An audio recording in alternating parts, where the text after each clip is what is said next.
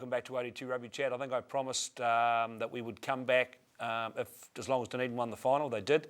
So with me tonight, I've got Tony Brown, and we're just going to talk through the NPC season. So Brownie, welcome along. Thanks for coming along. Now, I know it cost us a huge amount of money. We had to pay a big appearance fee to get you here. And I think I had to actually acknowledge that you did beat me in a picking competition in club rugby this year. Exactly, and I'm still waiting for my 12-pack of I'll tell you what, the Spates is on its way. Indeed. So pre-season, mate, how's pre-season gone? Yeah, really good. We've finally got our squad all together now. Tom Donnelly joined us sort of towards the back end of last week, and we've got everyone on board, and boys have been training really hard. So we played a game against Southland last, which would have been so you've had the two big hit-outs. You had Tasman, and then you had Southland. So the Southland one obviously went pretty well for you. Yeah, it was a first-class game and a really good hit-out because obviously Southland are pretty physical, so it was good for us to get into full intensity of ITM Cup rugby. So I thought the boys performed pretty well and fronted up to the physicality, which was great.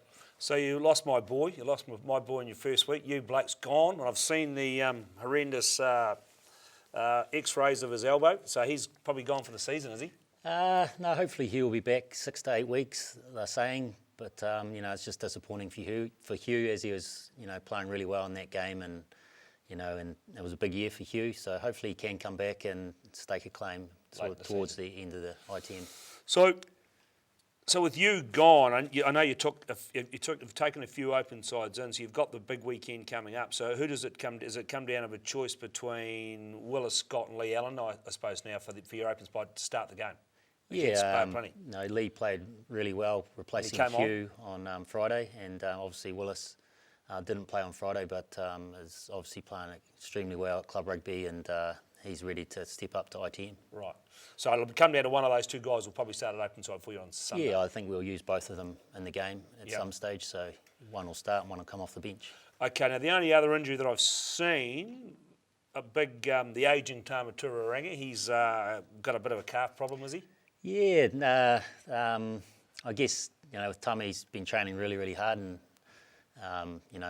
he's getting on, but I think he's pretty fit and he's ready to go for sure. But just there's a little bit of a calf injury holding him back. So we'll get that right, hopefully this week, or if not this week, next week against Waikato. Because he'd still be a key part. Well, he adds a lot of old head to that front row, and he's still a pretty good prop at this level. Yeah, definitely, and he's still probably our best tight head. So, and obviously every team that needs a good scrum needs a good tight head. So. That's an important part for us, so hopefully we can get him on the field. Have you got enough backup without him in that front row? Yeah, well, we're moving Scotty across to tight head this year, so he's working really hard and he hasn't had a lot of footy, but he's making big gains every week at the moment, so hopefully he'll come up to speed pretty quickly. So you're confident he'll do a good enough job for you on that tight head side of the scrum? Yeah, pretty confident. Case is confident that he can get him up to speed. Well, I won't second guess Case because, the system. Exactly, it's dangerous. Well, let's talk about the big fella, Tom Donnelly. So, I think that's a big signing. And obviously, I heard it wasn't really about money for getting Tom down here because we don't have enough money. But so tell me about how you got Tom down here. Tom's decided to stay in New Zealand and he only wants to play for Otago. So, we had a position available. So it was, easy decision really to get him down here and get him wearing the blue and gold. He's played 70-odd games now and, you never know, he might play 2 or 3 years and play 100. There hasn't been too many of those recently. No, well, so with the demise of young Mopo, you probably were a bit thin, especially when it came to height. Yeah, definitely. And, we only had Tom Franklin sort of getting towards the back end of the club season and there wasn't really much floating around in club rugby. We've got some really good young boys coming through, but just probably a year away. And so Tom coming back's filled that sort of line out forward hole. So and he would have added a bit within the squad as well, does he? He must have, he'll just bring a lot of experience and he's a great guy, as we both know. He's just a good bloke. So he'll add a bit round your team. Yeah, he's played professional rugby for 10 years now, and being involved with the Crusaders setup is pretty huge as far as experience goes. They do everything pretty smart and they don't do too many things wrong. So he can bring that experience to our young guys, which is great for them. And this will be, I've looked at, Tom Franklin, he came on leaps and bounds last year, and I think this will be a watershed year for him. This is his chance to prove his case to go to higher honours. Yeah, I think, it is, I guess, make or break year for Tom, but I believe that Tom, is definitely a Super Rugby player, and, I think he'll have a good year and he'll get picked up by the Highlanders. If not them, someone will grab him because there's a lot of positions available for locks. So now, can you tell me about the big punch? Apparently he threw a very good punch on Friday. Oh, I didn't see much of the fight. Boys are telling me that he got one, planted it flush on Harley's chin, and down he went. Okay, yeah, it'll be interesting. There was a few punches thrown, and apparently it was quite a good brawl. It was very good. Yeah. All the boys stood up, I presume. Oh yeah, I thought they handled themselves pretty well. Right. Well, I mean, those sort of things, even though we can't condone that sort of stuff, but I mean, it's a pre-season game, and it just if everybody jumps into the fight, well, you just know that there's a bit of... it's Otago, Southland, and it's not a fight, it's not a game. So, it's been going on for 100 years, so nothing will change. It was good to. So it was a first-class game. It was, yes. Well, we didn't play for that Donald Stewart thing, did we? The trophy. No, I don't think it's up for grabs until ITM Cup. Right. We hold it anyway. So there's a bit of controversy. We need to talk about the halfback situation because I've been going on all year about how Brad Webber has been playing in club rugby. Thought he played really well in the semi and final. So we know that Jack the Jap. Now he just plays for us because he's such a good player. So tell me about why you made the decision between Brad Webber and Josh Renton. Basically, it just comes down to skill set required for the ITM Cup. Brad's made massive gains there as well. Yeah. I guess by me dropping him out of the squad and putting a bit of acid on him to improve. Well, that improved his game straight away, did it? And and like I talked to him about, he just needs to go to another level as well to be good enough to play ITM Cup. So when he does that, because he's a great rugby player and he's playing awesome club footy, but at the next level, it's that passing, that kicking that we need him to be 100% on. Right, so you just think that Josh Renton's just got slightly the better pass at this stage? Yeah, and that's Josh's strength, is his passing and his kicking, and and that's the way we want to play. We want to play fast, so we need that halfback who can pass like Aaron Smith. So. Right. So with the mighty dog roll injured, Jaden. So you had Breeny starting at second 5 on Friday. Yep. How'd he go? I thought he went really well, and I think Hayden Parker played really well inside Peter Breen, and if Hayden Parker's playing well, the team's playing well. So, if we can get Pete playing that well every week, and then he's definitely an option for us at 12. Okay, so now let's talk about Jaden Spencer, the dog roll. Great name, by the way, the dog roll. So let's talk about the dog roll. So look, he's been out for 12, 14 weeks now, probably at least. Now, do you think you might have him back on the paddock this weekend? I don't think I'm pretty sure he won't play for us, but we need to get him some footy. I'm hopeful that he will sort of get out there and play a bit of Otago country maybe this week, 20 minutes, and just get back into it. He's been training really well, which is great. He's obviously not having any headaches after training, so the signs are good. Righto. Okay, so look, I've looked at this championship. I've done a lot of work, as you'd imagine, for about at least 30 seconds today.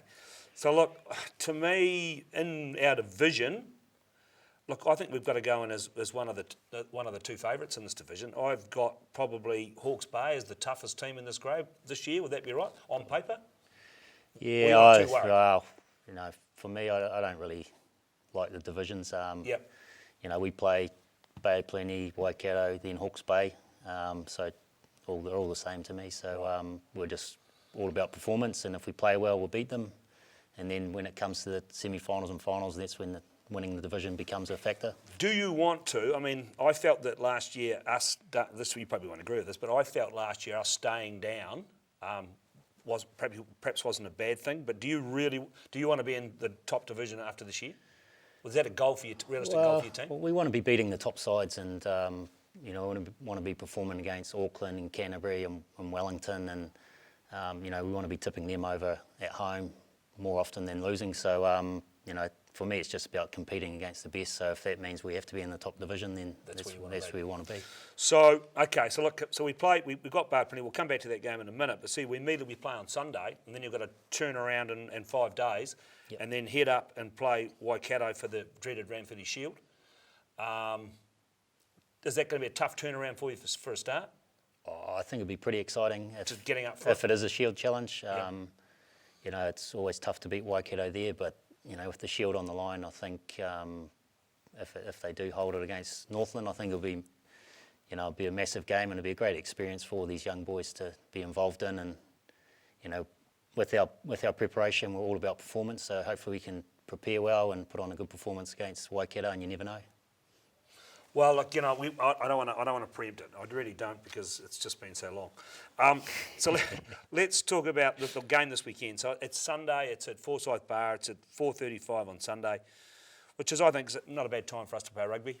And we've got that the big clubs march passed on prior to that. And you're wearing a special jersey too, are you? Isn't this the special Spates jersey thing? It is. Spates have put on. I think it's actually quite hideous to look at, but. It's a great idea. It's Central Otago. Well, I suppose it is. It just doesn't look telling right. me Central Otago's hideous. Well, no, it's not. I've got place there, as you know, but I just don't know if I like it on the jersey. But it's a good idea. What's the idea all about? Oh, it's a great idea. It's Spates fundraising for. I'm not even sure what the fundraising for, but this is this whole part of that thing they do at the, you know, you get the water now and you pay some money and they. It's all about building a big pot for charity, I guess. Sort of a Green Party type thing they're up to. Yeah. So they're doing a great job. Anyway, so the kids march past. Will the players wear their own club socks that day? Or? No, we won't. We'll wear Otago socks Right. and the new jersey, and I think we're wearing white shorts. So White shorts. That's I going know. back. That's It's- going back. it's- You never played. Not even you played in white shorts, it did you? just makes your ass look big. Look, so I come back. Look, Bay of Plenty this weekend. So now this is we lost to these boys last year, and they gave us a bit of a. That was early on in the season from memory again. They gave us a bit of a toweling up there, but I don't think Turner Latimer's playing for them. He's a big part of their game, but I think Braid will be playing on the open side for them. He's a good player, good Super 15 player. So look, you'll be looking to win this game. Where do you win this game against these boys? Yeah, they're obviously a little bit unknown. First game of the competition, but I think if we just concentrate on the way we want to try and play at speed, you know, use the width of the field and just be really aggressive with our attack, I think we'll do fine, and hopefully the boys just front up physically and stop their momentum, and if they can do that, if we can do that, then we're in for a good shot. Right, mate, we better wind it up. So that's it this week. We might, over the next few weeks, before all the home games, we might do some special NPC interviews with some of the players. We might a bit more light-hearted look at, but we'll promote those games at the same time. Look, we're playing Bay of Plenty on Sunday at 4:35. Make sure you get along to Forsyth Barr. Look, I'll start my prediction. I didn't get one wrong all year this year, so I'm going to say that the Otago boys, they go out, they win this game. Won't be a big score because Bay of Plenty aren't a bad side. It'll be 12 and under, but we'll win and take 4 points into the game, into the Ramfooty Shield next week. And we'll talk to you again soon.